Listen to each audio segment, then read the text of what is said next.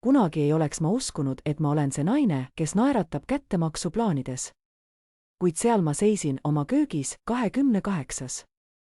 detsembril jälgides, kuidas mu abikaasa Trevor rahulikult hävitas seda, mis veel mu väärikusest alles oli, ja ma ei suutnud muud teha, kui naeratada. Noh, kallis, ma mõtlesin, ütles Trevor, silmad nutitelefonis, toetudes köögikapi äärele. Vanessa liitub meiega uue aasta õhtusöögiks, minuga peatus tegi, porgandiviil, millega parajasti töötasin, seisis seal lõikelaual, justkui ajas tardunud nagu mina. Mu süda hakkas kiiresti põksuma, see tuttav kuumus, mis iga kord tekkis, kui tema nimi meie majja tuli. Suutsin lõpuks öelda, mu hääl oli üllatavalt rahulik. Jah, mainis ta. Tal polnud plaane ja ma arvasin, et see oleks tore, intiimne õhtusöök, ainult meie kolme vahel, nagu vanasti. Ta tõstis lõpuks pilgu ja ma nägin tema silmades midagi, mis mu kõhus keerama pani. Elevus. Ta oli tegelikult sellest põnevil. Panin noa ettevaatlikult maha, pühkisin käed põlle peale ja pöördusin tema poole kõige suurema naeratusega, mida suutsin välja võluda. Muidugi, see kõlab imeliselt, Trevor blinkis silmi. Ta oli selgelt oodanud tüli. Tõesti? Sul on selle vastu midagi, miks peaks olema, vastasin, võttes noa uuesti kätte ja jätkates viilutamist. Vanessa on su sõber. See on lihtsalt õhtusöök. Lihtsalt õhtusöök. Just nagu see oli lihtsalt kohv eelmisel nädalal, kui ta ütles, et kohtub kliendiga. Just nagu see oli lihtsalt kiire telefonikõne, kui ta meie aastapäeva õhtusöögi ajal välja astus. Just nagu see oli lihtsalt juhus, kui ta ilmub meie pulma 8 aastat tagasi valges. Ma ei ole rumal. Ma pole kunagi olnud. Kuid kusagil teel olin ma veenud ennast, et olla arusaadav naine, lahe naine, naine, kes ei tekita laineid, on piisav. Et kui armastan Trevorit piisavalt, olen piisavalt kannatlik, olen meie abielus piisavalt kindel, siis ta lõpuks näeb, et mina olen see, kes loeb. Kuid kui ma viilutasin köögvilju mehaanilise täpsusega, kuulates, kuidas Trevor õnnelikult Vanessale tagasi sõnumeid saatis, suur naeratus näol, taipasin ma midagi, mis oleks pidanud selge olema juba aastaid tagasi. Olin mänginud mängu, mille reeglid olid seatud nii, et ma kaotaksin. Ma teen sellest tõeliselt erilise, ütlesin, mu hääl oli magus nagu mesi. Tema lemmikvein, see pastatoit, mis talle meeldis, kui ta sinu sünnipäeval külas käis. Ma hoolitsen, et kõik oleks perfektne. Trevor vaatas mind, nagu oleksin talle parima kingituse teinud. Ta astus lähemale ja suudles mu laubal. Sa oled imeline. Sa tead seda. Just sellepärast ma armastan sind. Sa oled nii arusaadav. See sõna maitses nagu mürk. Pärast seda, kui ta köögist lahkus, õnnelikult vilistades, seisin seal üksi oma poole viilutatud köögviljadega. Mu käed hakkasid nüüd värisema, naeratus kadus lõpuks mu näolt. Mõtlesin kõigile neile hetkedele, mis olid viinud selleni. Korrale, mil ma leidsin tema autost huulepulga ja ta ütles, et ta pidi selle talle andma, kui ta sõidutas. Hilja öösel, kui telefon helises garaažis, muutus mu meeleolu. Iga kord, kui tema nime ekraanil nägin, paistis tema nägu erksalt säravat. See sära oli kadunud juba aastaid tagasi, kui ta mind vaatas. Otsustasin helistada Amile. Palun ütle, et helistad, et öelda, et oled sellest mehest aru saanud, palusin ma Ami vastas kohe. Ta kutsus Vanessat aastavahetuse õhtusöögile, ütlesin ma sirgelt. Vaikus. Siis kuulsin, kuidas? Ta kutsus oma eksnaise sinu aastavahetuse õhtusöögile. Naist, kes on sinu abielu nagu hai ringi tiirutanud juba 8 aastat. Täpselt nii. Ja sa ütlesid ei, eks? Sa ütlesid talle, et absoluutne mitte. See on hullumeelne ja lugupidamatu. Seda sa ei salli. Ma ütlesin jah. Jälle vaikus. Seekord kestis see kauem. Laura, kallis, kas sa oled täiesti meelest ära? Hakkasin jälle köögis toimetama, seekord veelgi jõulisemalt. Võib-olla. Või lihtsalt olen lõpuks leidnud enda. Mida see tähendab, küsis Ami. See tähendab, et ma olen väsinud, Ami. Olen väsinud olema see, kes mõistab, kes on kannatlik, kes talub iga väikest alandust, et mitte olla see armukadeduse pärast muretsenud naine. Olen väsinud teeseldes, et ei näe, mis on otse minu silme ees. nii et sa lased tal tulla õhtusöögile, lubad tal istuda sinu laua ääres ja flirdid su mehega, samal ajal kui sina neile toitu serveerid. Midagi taolist, ütlesin. Siis rääkisin talle oma plaanist. Kui ma lõpuks kõne lõpetasin, naeris Ami nii kõvasti, et tal oli raske hingata. Sa oled geniaalne, jätkas ta. Sa oled tõeliselt geniaalne ja ma võtan tagasi kõik, mis ma olen öelnud, et oled jalgealune. Sel ööl, kui ma Trevoriga voodis lamades tema norskamist kuulasin, tundsin, kuidas mu südames oli segadus. Ta oli voodisse tulnud heas tujus, lauldes ja juba plaanides, mida õhtusöögiks selga panna.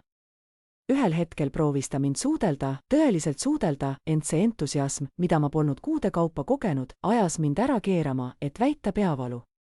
Pimeduses mõtlesin esimesest korrast, kui ma Vanessaga kohtusin. See oli 6 kuud pärast seda, kui Trevor ja mina hakkasime koos käima. Ta oli öelnud, et Vanessa on lihtsalt vana sõber, kellega nad olid lühidalt suhelnud, kuid see ei õnnestunud. Ta on rahul, et ma liikun edasi, oli ta öelnud.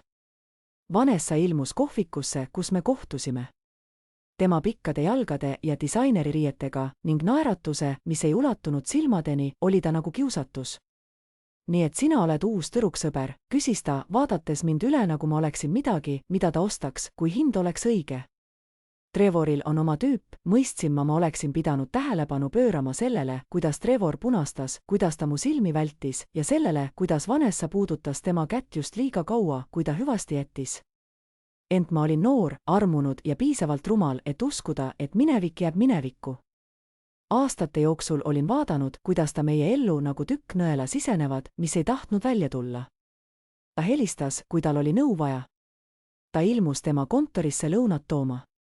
Ta saatis talle sõnumeid oma probleemidest, edusammudest, armuelust. Ja Trevor, mu abikaasa, nautis seda. Ta armastas olla tema kangelane, tema usaldusisik, tema, mis oleks võinud olla. Oli öö, mil ma leidsin end keeruliste tunnete keskel. Olin alati olnud see lahe naine, mõistlik ja arusaav, kes ei teinud draamat. Kuid see aeg hakkas mööda saama. Võtsin öölaualt oma telefoni, mille valgus sundis Trevorit veidi liigutama, ent mitte ärkama. Sirvisin kontakte, kuni leidsin nime, mille järele olin tulnud, Bradley Morrison. 2 kuud tagasi kohtusin Bradleyga heategevusüritusel, mille ise korraldasin. Ta oli charmaatiline ja eduka karjääriga ja kui vahetasime visiitkaarte võimaliku turunduskoostöö jaoks, näitas ta mulle oma pruudist pilti, silmis puhas armastus. Ma olen maailma õnnelikum mees, oli ta öelnud. Vanessa on imeline. Me saame abielluda kevadel.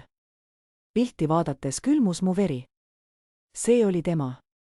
Trevori Vanessa, naine, kes näiliselt nautis uut suhet, kuid helistas mu mehele keset ööd. Naisel, kes oli kihlatud, oli siiski aega kohvi juua oma eksiga igal nädalal. Naeratasin Bradley'le ja õnnitlesin teda, vahetasime numbreid.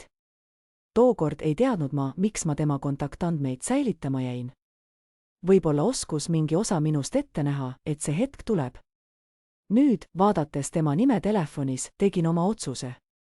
Mu sõrm hõljus helistamise nupu kohal vaid hetkeks, enne kui panin telefoni tagasi. Täna õhtul ei helista ma, homme teen selle sammu. Homme lõpetan ma mõistva naise rolli ja saan kellekski muuks. Pimeduses naeratasin ja seekord oli see tõeline naeratus. Järgmisel hommikul, 29. detsembril ärkasin selguse ja kindlusega, mida polnud olnud aastaid. Trevor oli juba duši all, lauldes valenoodiga, ilmselt mõeldes juba sellele, et Vanessa istub meie söögilauas järgmisel õhtul. Kuulasin teda hetkeks ja selle asemel, et tunda tavapärast kurbust, mis oli mu pidev kaaslane, tundsin midagi muud jõudu. Valmistasin kohvi ja röstsaia, tehes kõike justkui ei oleks miski muutunud. Trevor tuli allrõivastes, juuksed hoolitsetud, rohkem stiilitooteid kasutatud kui tavalisel tööpäeval. Suurel koosolekul täna, küsisin süütult. Lihtsalt tahan hea välja näha, vastas ta, vaadates peegeldust mikrolaineahju ukse kaudu. Sa tead, kuidas see ongi?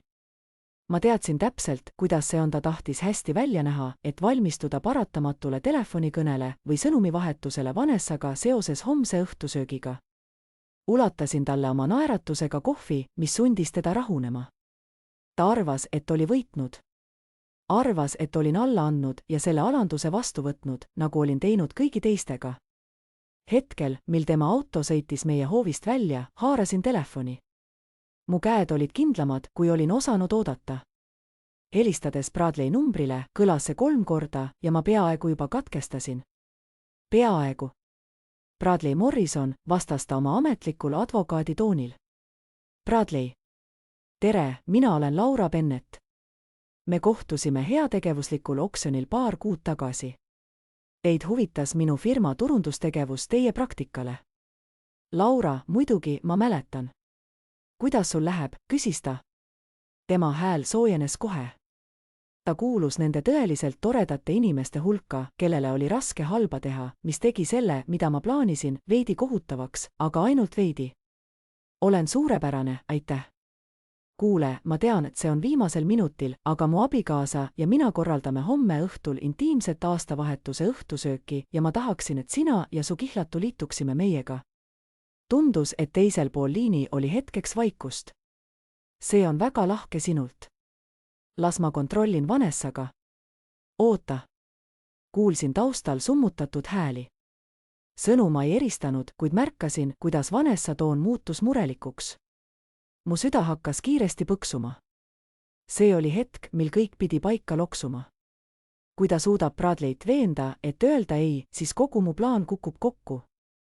Bradley naasis telefonile. Ta ütleb, et tal on aastavahetuseks juba plaanid, aga ma olen kindel, et me saame midagi kokku leppida. Kus see õhtusöök toimub?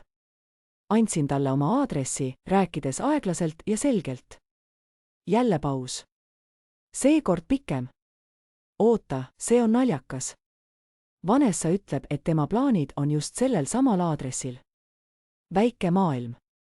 Ta sööb õhtust vanade sõpradega. Ma arvan, et te peate üksteist tundma. Naeratasin oma peegeldusele köögiaknas. Jah, me tunneme üksteist läbi ühiste tuttavate. Arvasin, et oleks tore, kui tähistaksime koos. Palju lõbusam kui eraldi õhtusöögid, kas pole? Absoluutselt. See sobib siis suurepäraselt. Vanessa on oma mineviku sõprade kohta nii salapärane olnud. Ootan põnevusega, et neid lõpuks kohata. Mis kell me tulema peame? 7. Ja Bradley, ma tõeliselt ootan seda. Minagi. Aitäh kutse eest, Laura. See on väga mõtlik. Kui vaid ta teaks. Panin telefoni kinni ja saatsin kohe Amile sõnumi. On tehtud. Ta ütles, jah. 3 punkti ilmusid koheselt, siis, sa oled hull. Mulle meeldib see. Pean tulema. Jah. Esiteks ostlema, siis valmistama. Ami saabus tunni jooksul, tema silmad särasid elevusest, nagu inimesed, kes on valmis tunnistama draamat, mis neid otseselt ei puuduta. Sõidame üle linna uhkesse toidupoodi, kus kõik maksab 2 korda rohkem, aga maitseb 3 korda paremini. Okei, räägi mulle sellest uuesti, ütles Ami, kui valisin hoolikalt riiulilt kõige kallimat Boninoiri pudelit. Sa oled kutsunud Vanessa kihlatu, kellest Trevor ilmselt kunagi kuulnud ei ole, eks? Ja Trevor ei tea, et Vanessa on üldse kihlatud, kuna ta ei ole seda kunagi oma väikeste kohvikohtumiste ja kesköiste kõnede ajal maininud. Ja Bradley ei tea, et need vanad sõbrad hulka kuulub ka Vanessa eks-poissõber, kelle üle ta selgelt pole üle saanud. Täpselt nii. Lisasin ostukärusse teise veinipudeli ja mõtlesin, et vaatan, kuidas kõik lahti rullub mu koduste putternud squash raviolide kõrvale. Ami haaras mu käest, peatades mind pastariiulis. Laura, kas sa oled selles tõeliselt kindel? Sest kui sa selle tikku süüdatad, ei saa tuld enam kustutada. Mõtlesin eelmisele ööle, kui ma lebasin voodis mehe kõrval, kes ilmselt unistas teisest naisest. 8 aastat oli möödunud, mil olin alla neelanud oma uhkuse, valu ja viha. Iga kord, kui olin end väiksemaks teinud, et Trevor tunneks end suuremana, kummitas mind see mõte. Sellest hetkest alates olin ma veendunud nagu kunagi varem. Kolisime edasi ja veetsime järgmised 3 tundi poodides ringi liikudes, ostes koostisosad Vanessa lemmiktoitude jaoks, toidud, millest Trevor oli aastaid rääkides maininud, justkui oleks need väikesed nooled, mis mind iga kord torkasid. Tundsin tema lemmikveini, eelrooga ja magustoitu. Olin kõik selle endasse imenud, nagu tõendeid juhtumi jaoks, mida ma ei teadnud, et ehitan. Tagasi kodus aitas Ami mul ettevalmistusi alustada, samal ajal kui ma menüüd selgitasin. sa valmistad tema lemmiktoitu, küsis Ami segaduses. Arvasin, et see on kättemaks, mitte austusavaldus. See on kättemaks, vastasin ma, hakates Charlotte täpselt viilutama. Sest iga täiuslik suutäis, mille ta homme õhtul võtab, maitseb nagu tuhk, kui Bradley mõistab, mis on toimumas. Ma tahan, et ta näeks täpselt, mida ta kaotab. Sa oled diaboliline, ütles Ami. Ma olen väsinud heasüdamlik olemisest. Veetsime pärastlõunal aega kokkades ja ettevalmistusi tehes, valmistasime kõik, mis ette sai valmistada. Ami vaatas mind pidevalt, nagu oleksin võõras. Ja võib-olla olengi. Võib-olla oli see Laura, kes oleks vannitoas nutnud ja serveerinud õhtusööki julge naeratusega, lõpuks kadunud. Võib-olla oli see uus mina oodanud 8 aastat, et välja murda. Kella 6 paiku jõudis Trevor koju, tavapärasest varem. Ta astus kööki ja seisis hetkeks kõikide toitude ees. Vau, sa tõesti pingutad, ütles ta ja ma kuulsin tema hääles midagi, võib-olla süüd või aru saama, et ta nõuab liiga palju. Ma tahan, et kõik oleks perfektne, vastasin ma magusalt. Lõppude lõpuks ei ole iga päev, kui saame uusaastaõhtut koos Vanessaga veeta. Ta nihkus ebamugavalt. Sa tead, et kui sa sellega rahul ei ole, saame seda tühistada. Ma ei taha, et sa tunneksid endas. Pöörasin talle selja, mu naeratus soe ja siiras. Ma olen hästi. Tõeliselt ma tahan seda teha. Tema näol oli peaaegu koomiline kergendus. Ta tahtis nii väga uskuda mind, tahtis arvata, et tal on nii oma naine kui ka emotsionaalne seiklus ilma tagajärgedeta. Mehed on vahel tõeliselt lihtsad olendid. Sel õhtul, pärast Ami lahkumist ja toidu ettevalmistamist, võtsin pikka vanni. Raseerisin jalgu, hooldasin sügavuti juukseid ja värvisin küüsi sügava punasega. Olin ostnud uue musta ja elegantse kleidi, mis pani mind end võimsana tundma. See rippus vannito ukse peal ja vaatasin seda lavendlilõhnalises vees lebotades. Homme õhtul muutub kõik. Homme õhtul kukuvad kõik vale- ja pooltõed ning salajased tekstisõnumid kokku. Homme õhtul peab Trevor valima ja esmakordselt ei toimu see tema tingimustel. Kuulsin, kuidas ta magamistoas ringi liikus, ilmselt proovides erinevaid riideid homseks. See mõte pani mind naerma, naer, mis kajas kummaliselt vannitoas. Väljusin vannist ja mähkisin end rätikusse, vaadates oma peegelpildis aurustunud peegli kaudu. Olin end peeglist vaadates ja silmadest paistis midagi uut, kindel ja otsustav ilme. Homme sosistasin ma oma peegeldusele. Kui ma voodisse jõudsin, oli Trevor juba teki all, kerides telefonis ja naeratades sellele, mis näis olevat tema vestlus temaga. Ta ei proovinud enam isegi varjata, et on elevil. Vanessa on tõeliselt põnevil homsest, ütles ta pilk ekraanil. Ta ütles, et ootab väga meiega koos aega veetmist. Mina ka, vastasin ma, libisedes voodisse tema kõrvale. See saab olema öö, mida keegi ei unusta. Lõpuks pani Trevor oma telefoni maha ja vaatas mind. Sa oled selle suhtes lihtsalt suurepärane. Paljud naised tunneksid end ohustatuna, kui nende abikaasa jääb endisega sõbraks. Naeratasin pimeduses. Ma ei tunne end Vanessa suhtes ohustatuna. Ja tõepoolest, ma ei tundnud. Mitte enam. Sest homme öösel ei olnud ma lihtsalt õhtusööki serveerimas. Ma serveerisin külma tõde, mis oli peaaegu neelatav. Homme öösel algas tõeline pidu. Aastavahetus saabus selge taeva ja külma õhuga, ideaalne talvepäev, mis näis universum seades lava millegi olulise jaoks. Ärkasin enne Trevori, mu meil jooksis juba läbi õhtu ajakava, nagu kindral, kes valmistub lahinguks. Täna hommikul oli Trevor teistsugune. Nervioosne energia kiirgus temast, kui ta liikles magamistoas, avades ja sulgedes sahtleid, kontrollides telefoni iga 30 sekundi järel. Vaatasin teda voodis, märkides, et ta oli juba duši all käinud ja habet ajanud, kuigi kell oli alles 8 hommikul. Oled varakult üleval, märkasin. Ta hüppas veidi, nagu oleks unustanud, et olen seal. Lihtsalt tahan kindel olla, et kõik on valmis.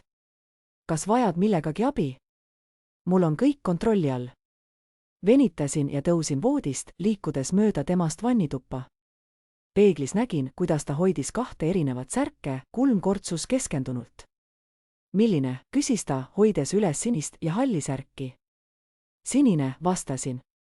See toob su silmad esile. Tema nägu lõi särama poisikeseliku elevusega, mis kunagi pani mu südame kiiremini põksuma. Nüüd aga tegi see mind lihtsalt kurvaks. Ta valis oma riietust tema jaoks, mitte minu jaoks, ja me mõlemad teadsime seda, isegi kui ta kunagi valjusti ei tunnistanud. Veetsin hommiku, lõpetades toidu ettevalmistusi, liikudes köögis nagu mehhanism. Kõrvitsaravioli oli täiuslik, kastmes podises ja salat oli valmis. Olin valmistanud šokolaaditordi, sest Vanessa oli kunagi 3 aastat tagasi mingil õhtusöögipeol maininud, et see on tema lemmikmagustoit. Trevor oli selle meeles pidanud ja hiljem mulle rääkinud, teadmata, kui raske see tavaline kommentaar mu rinnus nagu kivi istus. Kell 2 pärastlõunal suundusin üles, et end valmis seada. Võtsin aega, kohtlesin iga sammu nagu kaitsevarustust. Dušš, kreem, meik, kõik hoolika täpsusega. Kuivatasin juuksed, kuni need langesid sujuvatesse laineisse mu õlgade ümber, seejärel libisesin musta kleidi sisse, mille olin ostnud. Oli nagu unenäos, kui vaatasin enda peeglist. Kleit, mis sobis ideaalselt, rõhutas elegantsi ja jõudu. Peegeldus, mis mulle vastu vaatas, oli naine, keda ma polnud ammu näinud, enesekindel ja kontrolli all, mitte enam see, kes oli 8 aastat end varjanud. Kuulsin Trevorit teises vannitoas, valmistumas. Vesi voolas, elektriline habemeajaja sumises ja kapinurgast kostus lõhnaainete pudelipealse avamise ja sulgemise heli. Kas ta kahtlustas, et tema enda meeleheide oli õhus? Kell 6 oli meie kodu valmis. Küünlad olid põlema pandud, laud kaetud meie parimate nõudega.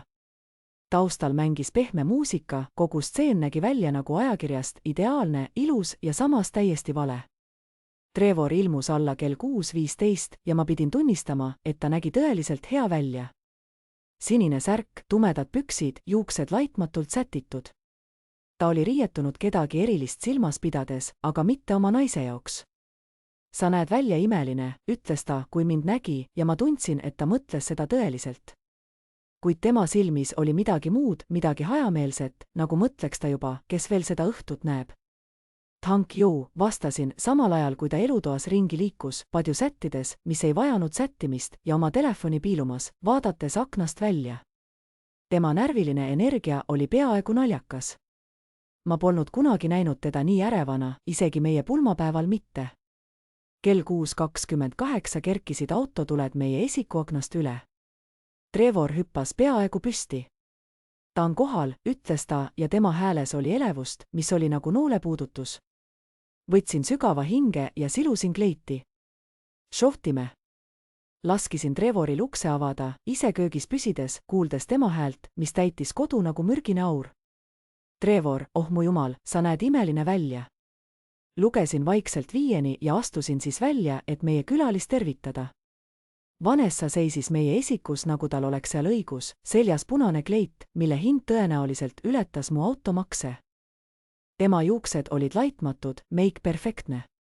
Kõik temas karjus kallis ja kättesaamatu. Ta toetas oma käe Trevorile, naerdes millegi üle, mida ta oli öelnud. Kui ta mind nägi, ei muutunud tema naeratus, kuid tema silmad rääkisid hoopis teist lugu. Laura, aitäh, et mind kutsusid. Ta puudutas õrnalt mu põski, tema parfüüm oli nii tugev, et see muutus peaaegu lämmatavaks. See on nii armas sinult. Mitte iga naine ei tunneks end sellises olukorras mugavalt. Ma olen oma abielus väga kindel, vastasin, naeratades, mille taga peitus vaid hammaste rida. Ta vaatas ringi meie elutoas, nagu hindaks ta kõike, ja see tundus peaaegu sissetungiv. Oled oma kodu ümber seadnud, see on kena. Kena. Sõna voolas tema huulilt nagu sarkasm. Trevor pakkus talle veini, mida ta võttis silmade pilgutamisega, mis ajas mind peaaegu karjuma. Nad asusid diivanile, sukeldudes kerge vestluse sisse tema butiigist, mõne ühisest sõbrast ja tema uue paadi üle, restoranist, mida nad mõlemad ilmselt armastasid. Istusin nende vastas olevas toolis, vaadates, kuidas Trevor tema poole kallutas, kuidas tema nägu säras, kui ta naeris ja kuidas ta oli sel hetkel elavam, kui ma olin teda näinud viimased kuud. Kontrollisin oma kella. Kell oli 6:45 ja vaid 15 minutit jäi kuni Bradley saabumiseni. Nii, Vanessa, ütlesin ma nende vestluse vahepeal, kui jutt paistis vaibuvat. Kuidas läheb Bradleyl? Tema käsi tardus, veinipokaal oli pooleldi huulte juures. Trevor vaatas segaduses ringi. Kes on Bradley, küsis ta. Tema on Vanessa kihlatu, vastasin ma rõõmsalt. Nad plaanivad kevadel abielluda, eks ju, Vanessa? Nägin, kuidas värv kadus tema näolt. Jah, ta on korras. Kuidas sa? Me kohtusime paar kuud tagasi heategevusüritusel. Väga tore mees, väga hea välimusega ja kõhklusega, edukas, ütlesin samal ajal, kui ma enda veini sipsasin. Olen üllatunud, et sa pole kunagi Trevors talle maininud. Te räägite ju nii tihti. Trevor vaatas nüüd meie vahelt ja tema nägu muutus segadusest millegiks muuks, millegiks, mis paistis olevat arusaamise algus. Sa oled kihlatud, küsis ta Vanessalt, hääl kõlas kurvalt. Tõeline valu, et ta ei olnud talle sellest rääkinud. See on uus, ütles ta kiiresti. Ma kavatsesin sulle öelda. Ma lihtsalt. Just siis kõlas uksekell, heli lõhestas ruumi nagu kuulipauk. Vanessa silmad läksid suureks, Trevor vaatas mind kasvava kahtlusega. Kes see on, küsis ta. Tõusin püsti, siludes oma kleiti, nautides hetke. Oh, kas ma ei maininud? Kutsusin veel paar inimest. Arvasin, et oleks tore teha tõeline pidu. Kõndisin ukse poole, tundes nende pilke enda seljal. Mu käsi oli kindel, kui haarasin ukse nöörist. See oli see hetk, mil kõik muutus. Avasin ukse ja seal seisis Bradley kalliskivi maitselise šampusega ja sooja naeratusega. Ta oli pikk, hästi riides, just selline mees, keda võiks oodata Vanessaga koos. Edukas, stabiilne, täiesti teadmatu, et tema kihlatu armastab kedagi teist. Laura, head uut aastat, suudles ta mind sooja naeratusega põsele. Aitäh veel kord kutse eest. See on palju parem, kui mis iganes Vanessa oli planeerinud.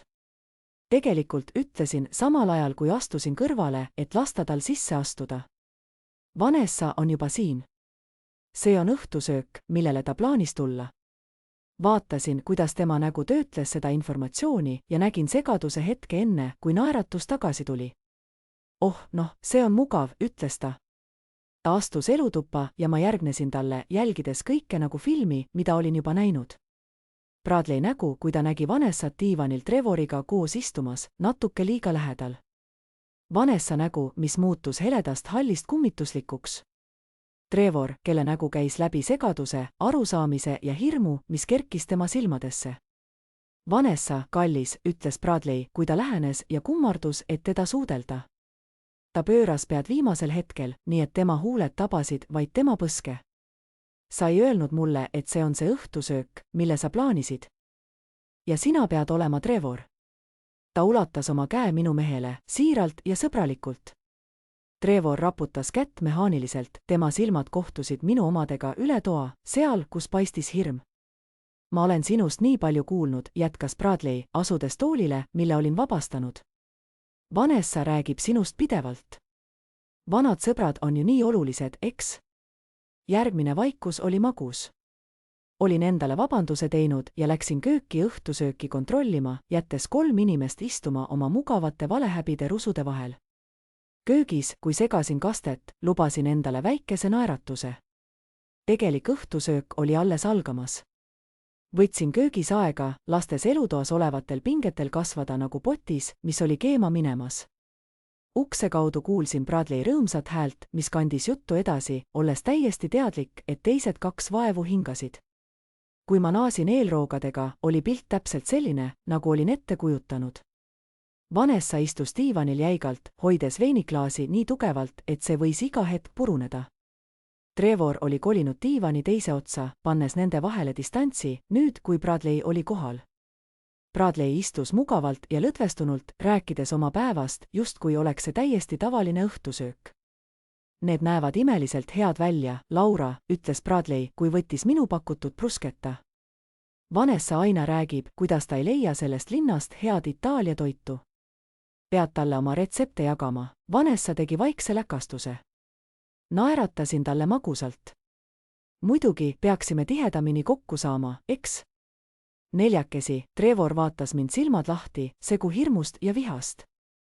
Hoidsin tema pilku kindlalt, jälgides, kuidas ta mõistis, et teadsin kõike, et olin alati kõike teadnud ja et olin lõpetanud näite mängimise. Liikusime söögilauale, kuhu olin istumise hoolikalt planeerinud, Bradley ja Vanessa ühel pool, mina ja Trevor teisel, seistes nende ees justkui mingisuguses ametlikus läbirääkimises, mis mingil moel tõepoolest oli. Serveersin esimese rooga, samal ajal kui Bradley alustas oma ettepaneku lugu Vanessale. See oli toimunud Hawaii rannakuurortis, päikeseloojangul, kogu romantiline produktsioon. Ta rääkis sellest nii siira armastusega, et tundsin isegi temast pisut kahju. Peaaegu. Olin nii närvis, naeris ta, ulatades käe, et pigistada Vanessat käest. Ta tõmbles veidi, kuid ei tõmmanud end ära. Olin seda sõrmust kaasas kandnud juba 3 nädalat, oodates täiuslikku hetke. Ja Vanessa oli nii üllatunud. Kas pole, kallis, väga üllatunud, vastas ta hammaste läbi. Ta nutis isegi, jätkas Bradley, olles täiesti teadlik, et see oli õnnelikud pisarad, kuigi ta näis alguses peaaegu vastumeelne. Mis ma muidugi mõistsin, suur kohustus ja kõik, aga lõpuks ta leppis sellega. Trevor hoidis oma kahvlit nagu relva. Millal see toimus, küsis ta. Septembris, vastas Bradley. Täpselt 15. septembril. Parim päev minu elus, jälgisin hoolikalt Trevori nägu. 15. september oli see päev, mil tal ja Vanessal oli oma kuulus kohviku kohtumine, mis kestis 3 tundi. Just see, kus ta tuli koju hajevil ja kaugeks ning tülli minnes minuga tühja pärast. See on ilus, ütlesin. Ja kas olete pulmakuupäeva paika pannud? Jah, tegelikult vaid paar nädalat tagasi, säras Bradley. 23. juuni. Vanessa lõpuks leppis kuupäevaga, pärast mõningast head nõu vanalt sõbralt. Trevori kahvel kukkus valjult taldrikule, tekitades üllatuse, mille tõttu kõik pilgud temale suundusid. Bradley, alati avatud ja sõbralik, pöördus tema poole. Kas see on tõsi? Vanessa rääkis mulle sinu telefonikõnest, mis toimus detsembri alguses. Ta ütles, et sa aitasid tal oma kõhklustest üle saada, aitasid tal mõista, mida ta tegelikult tahab. Ruumi täitis hetkeline vaikus, peaaegu käegakatsutav, nagu oleks õhk paksenenud. Võtsin lonksu veini, jälgides, kuidas Trevori näol vahetusid emotsioonid nagu värvitoonid. Vanessa vaatas oma taldrikku, justkui soovides sinna sulanduda. See ei ole et. Alustas Trevor, kuid jäi äkitselt sõnatuks, kui tema pilk kohtus Vanessa omaga üle laua. Neil kahe vahel toimus midagi meeleheitlikku, süüdistavat ja täis saladusi. Bradley seevastu ei märganud, et õhkkond muutus. Tundus, et hea vein on tema keele lahti teinud. Tegelikult, Trevor, ma pean sulle tõeliselt tänama. See vestlus muutis Vanessa jaoks kõik. Ta tuli öösel koju kuidagi teistsugusena, rahulikumana. Ta nutis taas, ütles, et nüüd teab, mida tahab. Ja järgmisel hommikul nõustus ta kuupäeva seadma. Millest te rääkisite, küsisin ma süütu häälega. Vanessa vaatas äkitselt üles, tema silmad olid murelikud. Bradley, võib-olla ei peaks me sellest rääkima.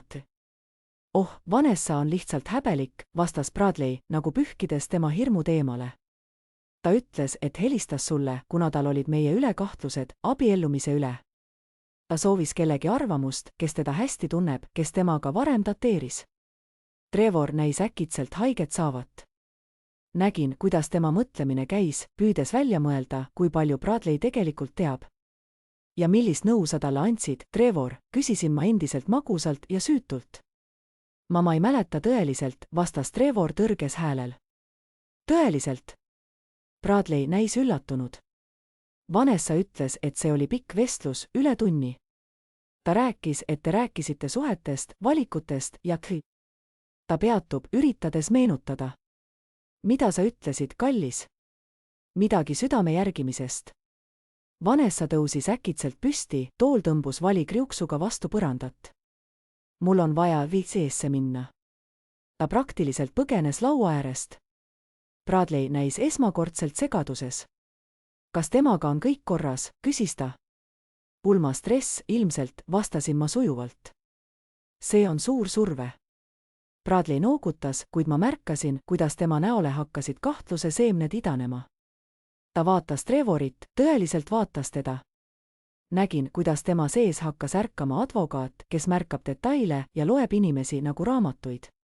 Kui kaua teie ja Vanessa kohtasite, küsis Bradley rahulikult. Trevor muutsis oma istet. mõni aasta, kui olime 20-ndates. See oli ammu. Ja te olete pärast seda lähedased jäänud. Me oleme sõbrad, see on kõik. Head sõbrad, sekkusin mina. Nad räägivad vähemalt kord nädalas, mõnikord rohkem. Nad joovad koos kohvi, peavad lõunal kohtumisi. Trevor hindab tema arvamust kõiges, alates ärivalikutest kuni selle üle, millist lipsu kanda. Trevori nägu muutus punaseks. Laura, see on imeline, jätkasin, ignoreerides tema piinlikkust, et nad on pärast kõiki neid aastaid säilitanud nii lähedase sõpruse. Mitte paljud endised paarid ei suuda seda. Bradley istus seal laua ääres, tema näoilme muutus kiiresti, sõbralikus asendudes külma analüütilise pilguga. Kord nädalas, ütles ta. Vanessa ei olnud kunagi sellest rääkinud, eks? Kallasin pead.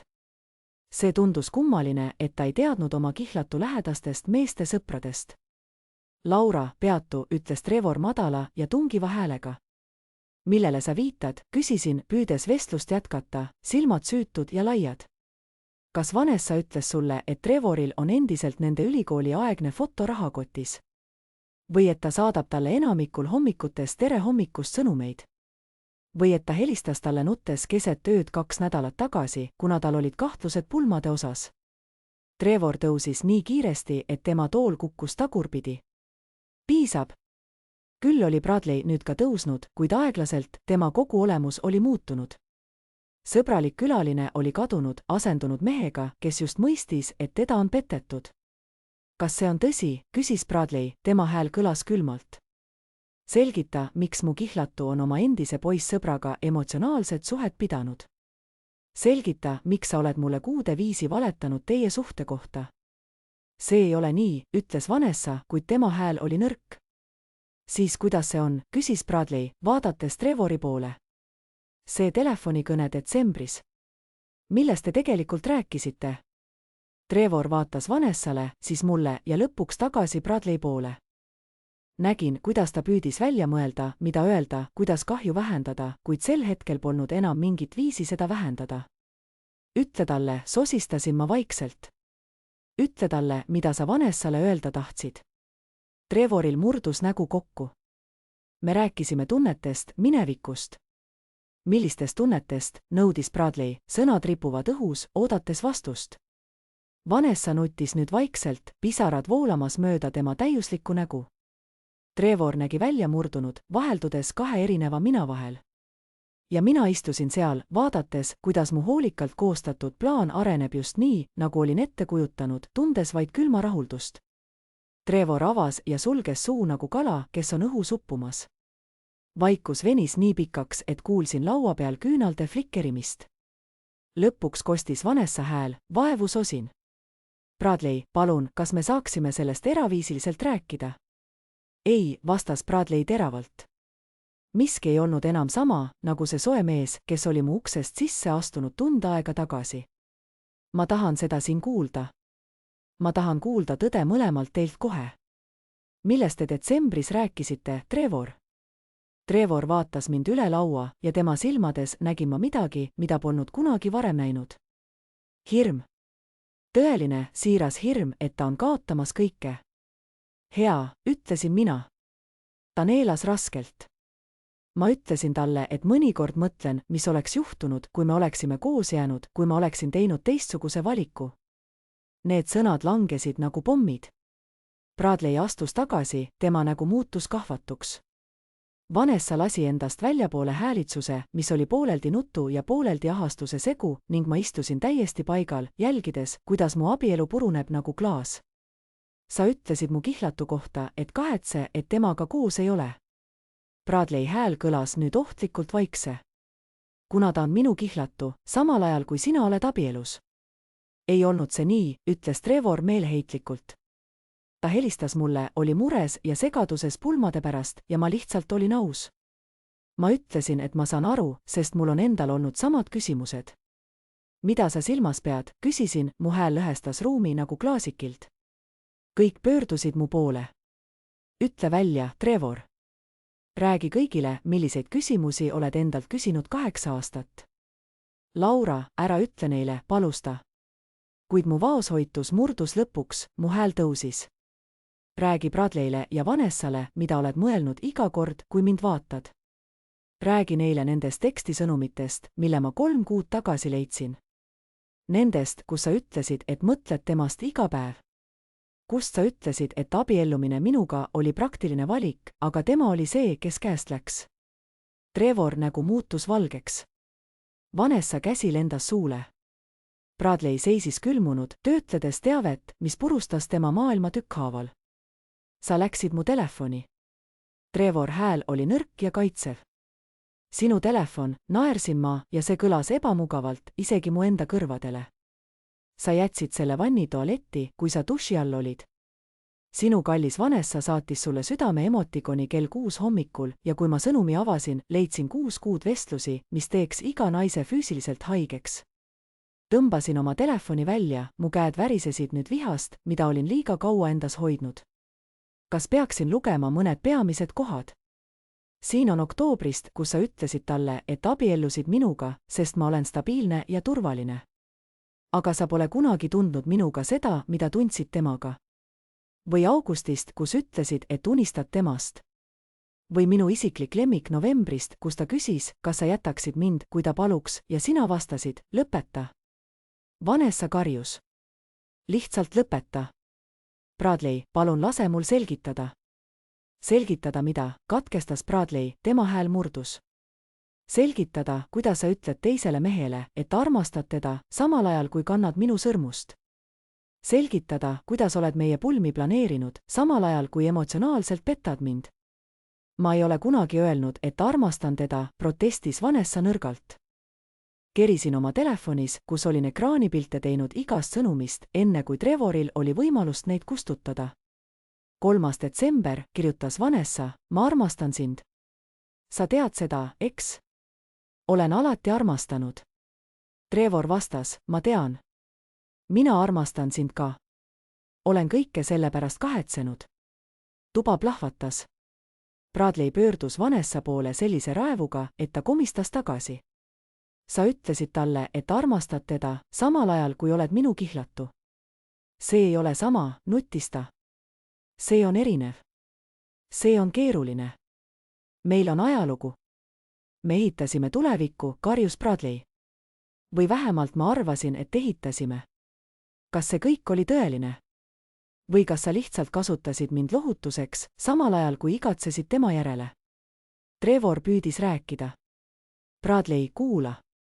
Laura seisis seal, tema süda põksus kiiremini kui kunagi varem. Bradley, kes oli tema abikaasa, tõstis käe, nõudes vaikust. Ära ütle mulle enam sõnagi, ütles ta, tema hääl lausa värisedes. Sa oled olnud minu kihlatu selja taga afääris. Olgu see emotsionaalne või füüsiline, mul ei ole vahet. Te olete mõlemad valeütlejate. Vanessa, kes seisis seal nagu põrguline, kisendas hirmunult, me ei ole kunagi maganud koos. Mitte pärast seda, kui me uuesti ühendust saime. See oli lihtsalt vestlemine. Laura tõusis nüüd püsti, tooli jalgade kriipimine oli nagu terav süüdistus õhus. Sa rääkisid temaga rohkem kui oma kihlatu, jagasid temaga asju, mida oleks pidanud jagama Bradleyga. Helistasid talle, kui olid kurb, õnnelik, segaduses või purjus. Sa olid temaga rohkem suhtes kui omaenda kihlatu. Tema hääl värises, pisarad ähvardasid silmist voolata, kuid ta ei lasknud neil kukkuda. Mitte praegu. Mitte siin. Seejärel pöördus ta Trevor poole, kes nägi välja, nagu oleks talle löök alla saanud. Sa seisisid 8 aastat tagasi kirikus ja lubasid armastada mind, austada mind, unustada kõik teised. Ja iga päev sellest hetkest alates oled sa kahtlenud, kas tegid vale otsuse. Iga kord, kui sa mind vaatad, näed sa teda. Iga kord, kui sa mind puudutad, soovid, et ma oleksin tema. See ei ole tõsi, ütles Trevor, kuid tema hääl ei olnud veenev. Ära valetage enam, karjus Laura, pannes käe lauale, nii et nõud klirisesid. Olen veetnud 8 aastat mõistva ja kannatliku abikaasana, kes teeskles, et ei märka, et tema mehe süda kuulub kellelegi teisele. Olen teinud end väiksemaks, vaiksemaks ja mugavamaks, lootes, et kui ma sind piisavalt armastan, valid sa lõpuks mind tõeliselt. Kuid sa ei ole seda kunagi teinud, kas pole? Trevor nägu murdus. Laura, ma armastan sind. Peatu, ütles Laura, tema hääl oli külm nagu jää. Ära alanda mind enam valetades. Sa armastad mind kui ideed. Sa armastad, et ma olen stabiilne ja toetav ning et ma teen su elu lihtsamaks. Aga sa ei armasta mind. Sa ei ole mind kunagi armastanud. Ja ma ei hakka enam teeseldes, et see on piisav. Järgmine vaikus oli häiriv. Bradley seisis seal, šokeeritud, tema ideaalne elu lagunes tema silme ees. Vanessa nutis nüüd avatud südamega, tema meik voolas mööda nägu, kogu tema elegants oli kadunud. Ja Trevor seisis seal, sõnatu, ei suutnud eitada Laura sõnu, sest nad teadsid, et see oli tõsi. Ma tahan lahutust, ütles Laura selgelt. Trevor pöördus äkitselt tema poole. Mida? Ei, Laura. Me saame selle korda teha. Korda teha mida, küsis ta kibedalt naerdes. Korda teha tõsiasja, et sa armastad teist naist. Korda teha 8 aastat, mil ma olin sinu teine valik. Korda teha seda, et sa oled kogu meie abielu vältel emotsionaalselt petnud mind. Ma katkestan kontakti Vanessaga, ütles Trevor meeleheites, liikudes tema poole. Täielikult. Ma ei räägi temaga enam kunagi. Me saame minna nõustamisele. Me saame, et... Ma ei soovi sinu meeleheitlikke lubadusi, katkestas Laura, astudes tagasi. Ma ei taha olla naine, kelle pärast sa rahuldud, kuna su esimene valik abiellub kellegagi teisega. Ma ei taha veeta oma ülejäänud elu, mõeldes, kas sa mõtled temale. Ma olen lõpetanud, Trevor. Me oleme läbi. Bradley oli vaikusest jälginud seda kõike, nagu oleks ta tunnistajaks millegi hirmutavale. Nüüd pöördus ta Vanessale. Me lahkume. Hommikul, mil oli plaanis tähistada uue aasta saabumist, muutus kõik sootuks. Kogu oma kraam mu korterist välja. Pulm on ära jäetud. Ära helista mulle, ütles Bradley, tema hääl külm ja resoluutne. Vanessa haaras tema käest, kuid Bradley tõukas ta tagasi. Sa tegid oma valiku, lausus ta. Sa valisid tema. Sa oled teda kogu aeg valinud. Palju õnne, ta on nüüd sinu. Mees sammus uksest välja ja Vanessa vaatas hädas Bradley ja Trevor vahel. Ühel hetkel näis, et ta tahab jalga lasta ja oma kihlatud tagasi võita, kuid hoopis tema silmist voolasid pisarad ja ta pöördus Trevor poole. Trevor, sosistas ta, ütle, et see kõik tähendas midagi. Ütle, et ma ei rikkunud kõik ära tühja pärast. Trevor vaatas teda ja ma nägin tema näos kõike. Igatsust, kahetsust, ahvatlust. Ta avas suu, et midagi öelda, kuid ma ütlesin vaikse häälega, ära tee seda minu majas. Ta sulges oma suu ja Vanessa kasutas hetkest ära, jooksis Bradley järele, kuid too oli juba kadunud. Tema auto sõitis sõiduteelt minema, kui Vanessa komberdas esiküljel oma kallites kingades. Järgmisel hetkel seisisime Trevoriga oma söögitoas, ümbritsetud meie hoolikalt valmistatud aastavahetuse õhtusöögi varemetest. Küünlad põlesid ikka veel, toit jahtus ja seinakel näitas 11:45. Laura, ütles Trevor, tema hääl murenes. Palun, ma tean, et olen olnud kohutav. Ma tean, et olen sind haiget teinud, aga ma armastan sind. Ma tõeliselt armastan. Ma valisin sind. Ma abiellusin sinuga. Sa valisid kindluse, parandasin ma, sa abiellusid minuga, sest Vanessa ei olnud saadaval ja ma olin turvaline ja mugav. Aga sa ei ole kunagi temast lahti lasknud. Tõeliselt mitte. Ja ma olen raisanud 8 aastat oma elust sinu tagavaraplaanina. Ma astusin temast mööda ukse suunas, haarates kapist oma jope ja käekotti. Kuhu sa lähed? Küsis ta murelikult. Siit minema. Minema minust. Pöördusin tema poole viimast korda. Sa võid täna öösel majaga jääda. Ma saadan oma advokaadi andmed järgmine nädal. See on aastavahetus, ütles ta rumalalt, nagu see omaks mingit tähtsust. Siis on see ideaalne aeg uue alguse jaoks. Astusin külma õhu embusesse, jättes oma abikaasa seisma majja, kus olime koos elanud, elule, mille olime loonud, vale, mida olime elanud. Tõusin oma autosse ja sõitsin Ami korterisse, teades, et ta ootab mind šampanjaga ja salvrätikutega ning meie sõprus ei tulnud tingimuste ega teise koha hinnaga. Keset ööd, kui ilutulestik plahvatas linna kohal, seisisime Amiga tema rõdul, klaasid käes. Uutele algustele, ütles ta. Et mitte kunagi enam olla kellegi teine valik, lisasin mina. Me jõime ja tundsin, kuidas midagi mu sees muutus. valu oli seal, terav ja tõeline, kuid selle all peitus midagi muud. Kergendus, vabadus, teadmine, et olin lõpuks valinud iseennast. Minu telefon helises, Trevor helistas meelheitlikult. Ma lükkasin kõne tagasi ja blokeerisin tema numbri. Poorin endale veel ühe klaasi šampanjat ja tõstsin toosti endise ja uue naise auks, kelleks ma sain. 3 kuu pärast olin allkirjastanud lahutuslepingud ja kolinud helge korteri kesklinna. Tulin ühel hommikul, kui päike tõusis ja linna üle paistis soe valgus, mõtlema kõigile muutustele, mis olid viimase aja jooksul aset leidnud. Olin kuulnud sõprade kaudu, et Vanessa ja Bradley olid lahku läinud ning et Vanessa üritas kontakteeruda Trevoriga. Rääkisid, et Trevor oli meelheitlikult püüdnud minuga ühendust saada, jättes sõnumid sõpradele, saates mulle Lilli kontorisse ja isegi ilmudes mu uude elukohta, kuni ma ei ähvardanud politseid kutsuda. Aga ma olin teinud seda, mida olin pidanud tegema. Olin oma numbri muutnud, oma elu muutnud ja iseennast ka. Ma ei tundnud enam viha ega valu. Ma tundsin end vabana. Istudes oma uues korteris, nautisin kohvi ja vaatasin, kuidas linn ärkas ellu, täis võimalusi ja lootust. Otsustasin, et parim kättemaks ei seisne mitte Trevor ja Vanessa suhte purustamises, vaid hoopis elamise rajamises, kus nad ei mängiks enam mingit rolli. Olin valmis looma oma elu, kus nad ei tähendanud enam midagi. See oli mu uus algus ja ma tundsin, et kõik on nüüd võimalik.